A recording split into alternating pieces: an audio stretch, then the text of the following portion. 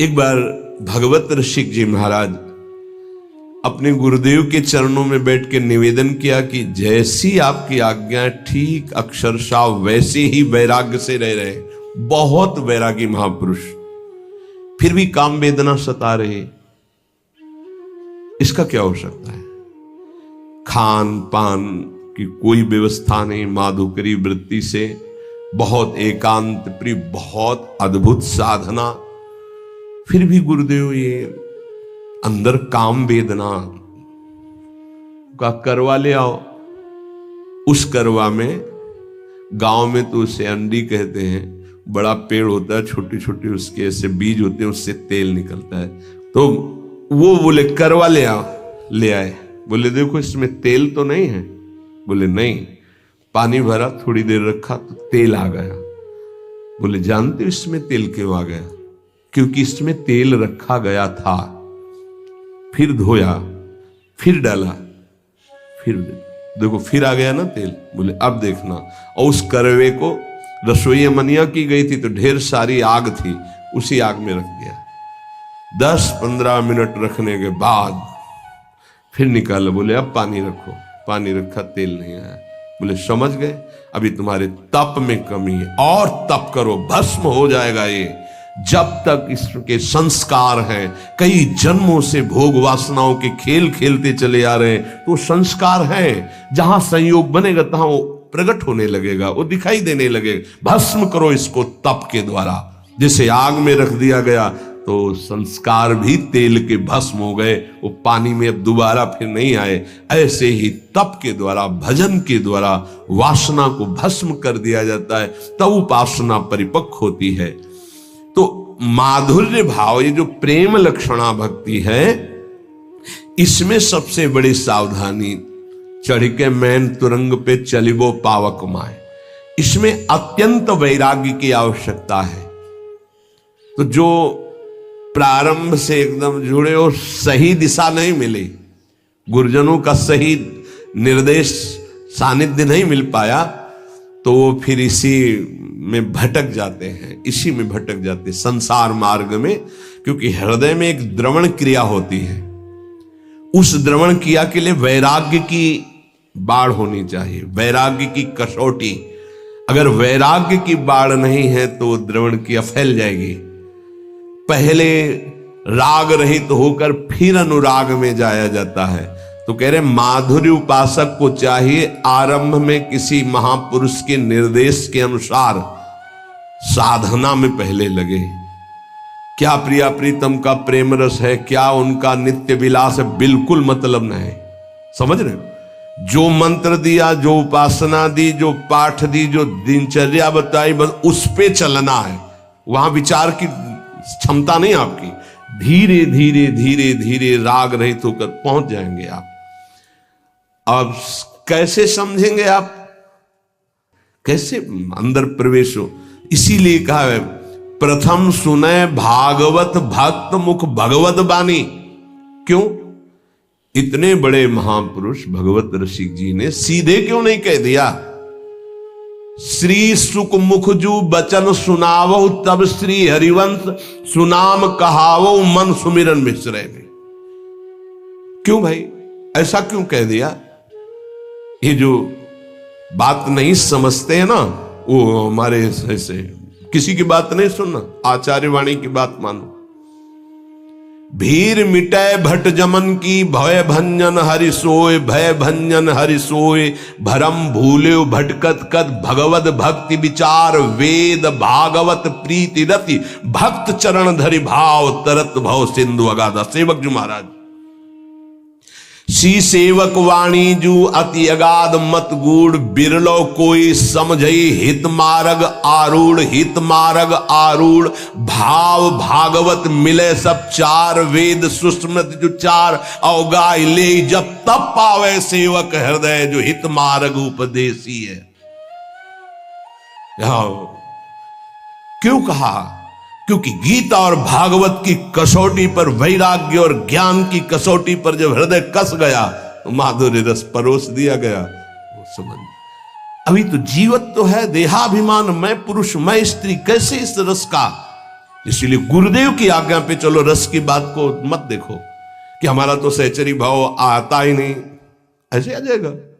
तुमको इससे मतलब नहीं कि सहचरी भाव क्या है, प्रिया प्रीतम का नित्य विहार क्या, तुम्हें साधना से मतलब है। तुम पुरुष समझ रहे हो, हाँ चलो लगो, पहले ककाहरा पढ़ो, मात्राएं पढ़ो, पहले उन शब्दावली पढ़ना सीखो, फिर पीएचडी की बात समझ में आएगी। ये वासुदेवा स्वरमिति से पढ़ाई शुरू होती है, ये कोई छोटी मोटी नहीं है। वृंदावन नित्य विहार रस है ये। यहां बड़े बड़े ब्रह्म ऋषि भी जहां हार गए, वो ये रस है वृंदावन का प्रेम रस। हार गए कृष्णात् परम किमपि तत्व महाम न जाने, अभी तो पहुंचे ही नहीं किशोरी जूझ तक। श्रीमद सूदन सरस्वती जी कहते हैं, जो ब्रह्म चिंतन में स्वराज्य स्वरूप स्थान में विराजमान आत्मबोध संपन्न महापुरुष, उनको जब रूप माधुरी ने आकर्षित किया श्री कृष्ण चंद्र की, तो कहते हैं कृष्णात् परम किमपि तत्व महाम न जाने।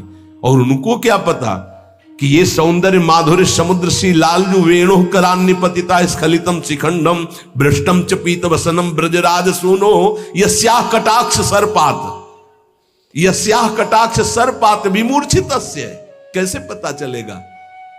अब सीधे नित्य विहार रस की बात, इसीलिए गुरुजनों ने सिद्धांत बनाया, प्रथम सुने भागवत भक्त मुख भगवत वाणी। गीता और भागवत की कसौटी पर उपासक का हृदय कसा होना चाहिए। आसपास पात्र मेड़ मजबूत है, रस डाला सीधे, उसमें सुरक्षित है, नहीं तो द्रवित हृदय और फिसल गया तो ये फिर संसार में चला। तो उपासक महामाधुर्य रस की उपासना वाला पहले गुरुदेव प्रदत्त साधना में प्रीति करे। अब कि नित्य विहार का मतलब क्या, पहले तुम राधा राधा रटो, एक भी मिनट नाम ना छूटे, पहले ऐसे चलो।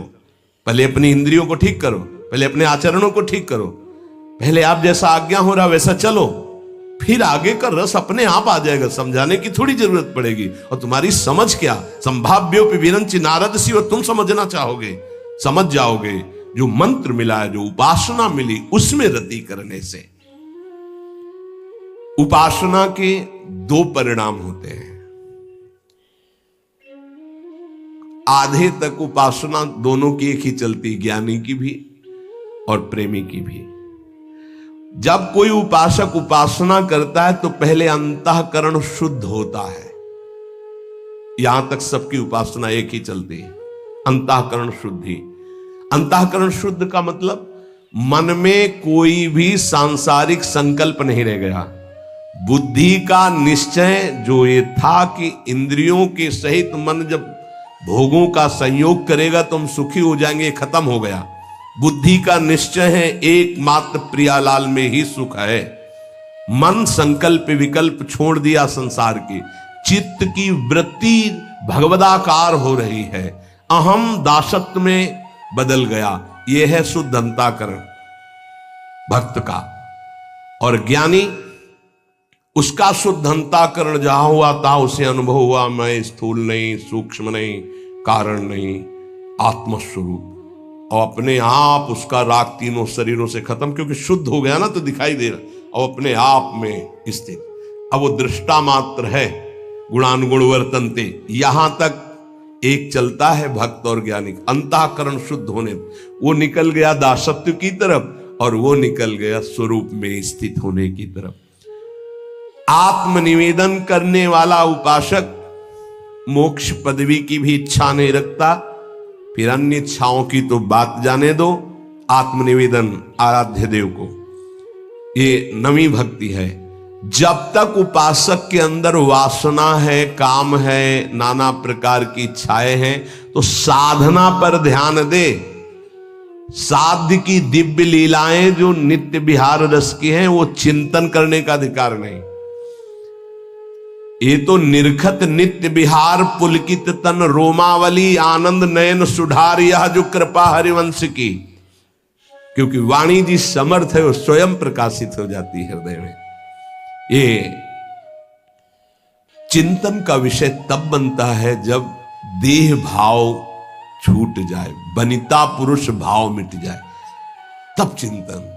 आज वन क्रीड़त श्यामा श्याम, सुभग बनी निश शरद चांदनी, रुचिर कुंज अभिराम, खंडन अधर करत परि। ये चिंतन जो दिव्य भावावेश में अपने सहचरी स्वरूप में वो देख रहा है, सामने निकुंज है, कैसी चांदनी छिटकी हुई है, कैसी सुंदर शैया है, कैसे प्रिया प्रीतम विराजमान, वो सब शोभा। ये अर्थ थोड़ी हो सकता है, अर्थ नहीं हो सकता, ये चिंतन का विषय होता है।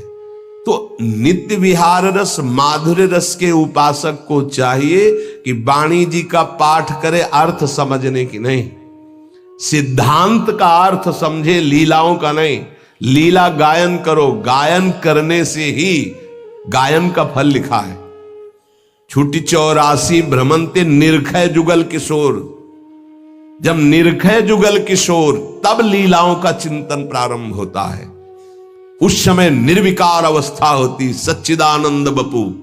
अभी तो ये जो वपु धारण किए ये विकारी है, ये काम से पैदा हुआ है, इसके अंदर परमाणु है कामना के, जन्म जन्मांतरों से इसी में हम बंधे चले आ रहे हैं। इस शरीर की रचना काम से हुई है, संकल्प कामना, चिंतन काम का, संकल्प काम का, कामना, उससे इसकी उत्पत्ति, सृजन ही इसका हुआ है। और जिस देह से सेवा होती उसका भाव से सृजन होता है, ध्यान रखना। वो न संकल्प का है न कामना का देह है, वो गुरु प्रदत्त मंत्र के भाव का देह है, उसे भाव देह कहते हैं। विशुद्ध सच्चिदानंद वपु प्रेममय, तब नित्य विहार लीला का चिंतन। जरा सा चिंतन हुआ, हृदय में अद्भुत आनंद आंसुओं की झड़ी लग गई। देखो प्रिया प्रीतम झूल रहे हैं, पैंग बढ़ी तो अबलात सुकुमार डरत मन, वर हिंडोर झकोर तो पुलकी पुलकी प्रीतम उर लागत दयनो उरज। अब अरुझी बिमल माल कंकन सो कुंडल सो कचडोर, ये शोभा जब देखी सके, ओह कैसा अपार सुख हो रहा है। तो दय असीस हरिवंश प्रशंसत करी अंचल की। आचार्य हरिवंश महाप्रभु जी जो हित सजनी स्वरूप में है, आशीर्वाद, ये सुख जब इन नेत्रों से देख रहा है उपासक, इतनी सामर्थ्य, तब उसका सही भाव और अर्थ समझ में, शब्दावली से नहीं, शब्दावली से नहीं समझ सकते हैं।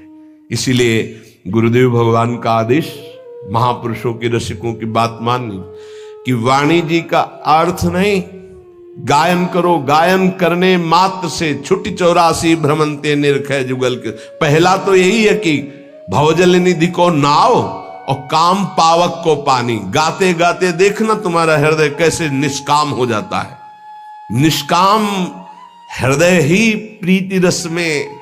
अभी तो बहुत कूड़ा करकट, तो वाणी जी गाओ, नाम जप करो, श्री जी की सेवा करो, आठों पहर जो कर्तव्य कर्म है धर्म पूर्वक करो, भगवद अर्पित करो।